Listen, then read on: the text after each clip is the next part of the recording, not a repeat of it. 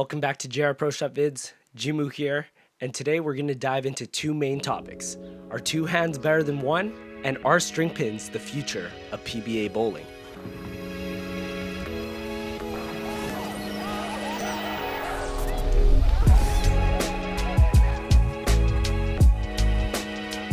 Of course, this is all stemming from the recent PBA telecast. They were 5 two-handers and 5 one-handers. They put them against each other in a Baker format, where it was a best of 5 match, first 1 to 3 wins. And if you haven't seen this telecast already, I highly recommend it. They got some of the best bowlers in the world there. What's crazy is they featured, for the first time ever, string pinsetters.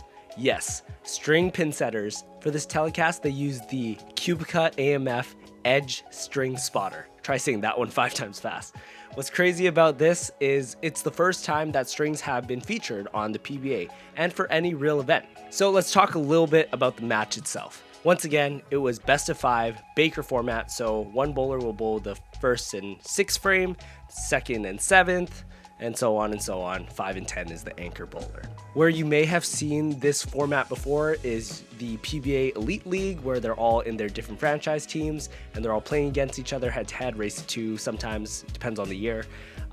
Another time you may see it is in collegiate bowling. This is very popular for both the women's and men's college bowlers. A lot of it is Baker format, so it really depends on team dynamic, how well you can read the lanes together and make your moves accordingly. Because you only got 2 frames to work with per game, so you gotta make sure your shots count. So talking about EJ Tackett's team, the one-handers, it was EJ, the best bowler right now on the PBA.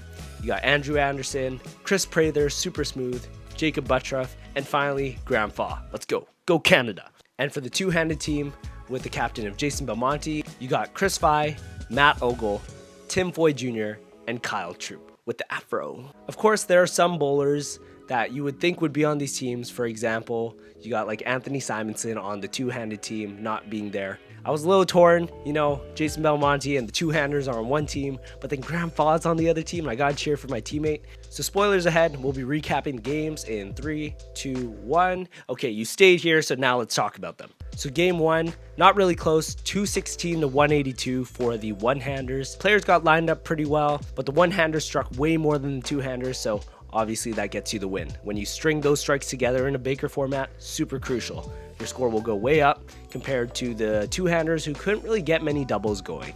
Game 2, more of the same story. I know Darren Tang was in the booth with Randy, and he was saying how later on in the day, the two-handers would have a better look because the lanes would open up more, and two-handers are typically better with, you know, moving inside the pattern and opening up the lane.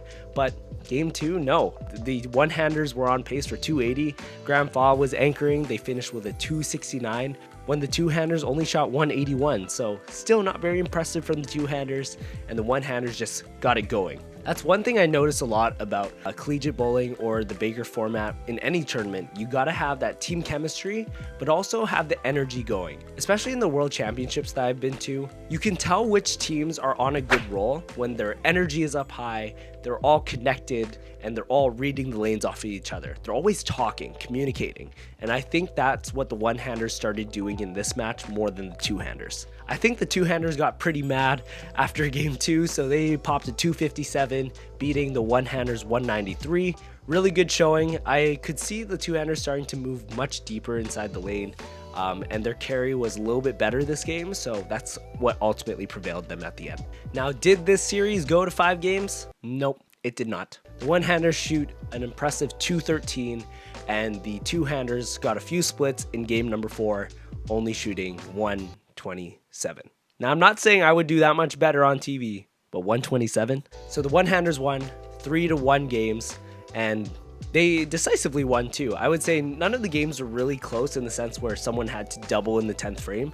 It was either they were up 30 pins, 40 pins, almost 100 pins in that last game, and the anchors didn't really have any pressure on them. Regardless of the result, let's talk a little bit more about these string machines. Now, we made a video in the past, is string pins the future of bowling? Make sure you check that out right up there. We also did a Baker format game. It was pretty fun. You know, Jung, Barks, Goots, Jimoo, and me, we actually did pretty good too. I think we would have had a pretty good chance. You can let us know down in the comments below. But emotions are kind of split on this topic. On the one hand, from the bowling side perspective, string pins are much more cost efficient. You don't have to have a mechanic in the back ready to fix a blackout or an out of range. Pin setters for the strings, they set it in the same spot relatively every time. The more high-tech models, they're very realistic too. Not much of the pinfall is very different when you compare it to freefall. Of course, it looks a little weird having strings connected to all the pins,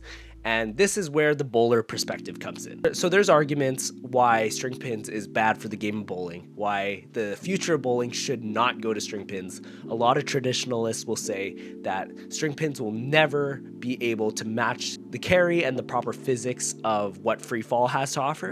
And in this show, with all this power from these bowlers, you would expect there to be a few messengers, but no, the strings almost took away some of the power. And they were saying actually during the show that you have to be a lot more accurate with your entry angle with string pins when free fall gives you a little more room. A lot of 3-6-10s were standing, a lot of 4-9 combinations, and I think that could be the bowler, but also it's just a crazy coincidence that the one time they bring out the strings, all these bowlers are doing splits and they're not getting messengers and not getting the hits that they would usually get if the pins were free fall. Even the players sometimes would make little comments about the string. I think I heard Kyle Troop saying, oh, the mechanic's at the front desk, like he's not in the back ready to fix the machine when they had a delay. So you'll often see the comment section really blow up about the strings on any type of string pin video.